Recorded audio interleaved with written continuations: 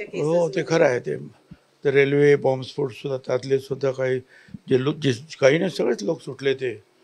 आणि ह्या केसमध्ये सुद्धा आता कुठे कमतरता पडते आहे या तपासामध्ये पोलिसांची. त्याचं डिपार्टमेंट जे आहेत प्रमुख जे आहेत ते सगळा अभ्यास करतील आणि मग त्याच्यावर जे आहेत काही मार्गदर्शक सूचना ज्या आहेत त्या प्रस्तुत करतील की असं होता कामा नये.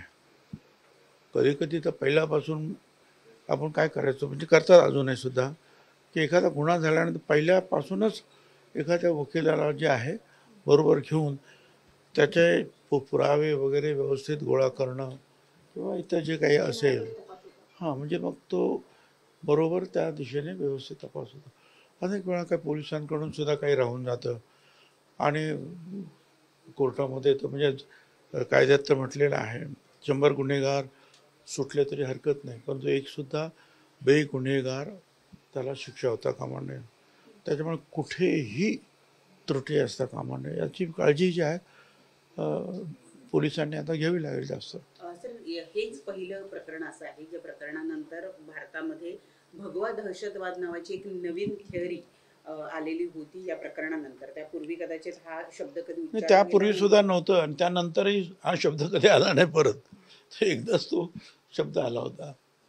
या बॉम्बस्फोटामध्ये जवळपास 100 पेक्षाही जास्त लोक जखमी झालेले होते आणि आज जो निकाल आलेला त्यामुळे कुठेतरी ते सगळे जखमी झालेले लोक आहेत जे पीडित झालेले लोक आहेत त्यांच्यावर कुठेतरी अन्यायकारक वाटत नाही. हे पण आता जखमी झालेले आहेत खूप लोक झाले. मी सुद्धा त्यावेळेला तिकडे गेलो होतो.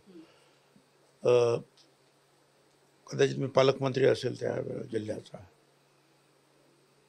पण हेही आहे की जे आज सुटलेले आहेत ते अनेक वर्ष जेलमध्ये होतेच ना. अनेक वर्ष जे आहे त्यांना ती सजा झालेलीच आहे ना. ती सजाच आहे ना एक प्रकारची. आता जे सुटले तरी ती शिक्षा भोगलीच असंच झाले ना त्यांनी. अनेक वर्ष आतमध्ये राहिले. ठीक आहे, धन्यवाद. आता isakal.com आहे देशातील नंबर 1 ची मराठी न्यूज वेबसाईट. प्रत्येक अपडेटसाठी isakal.com ला नक्की भेट द्या.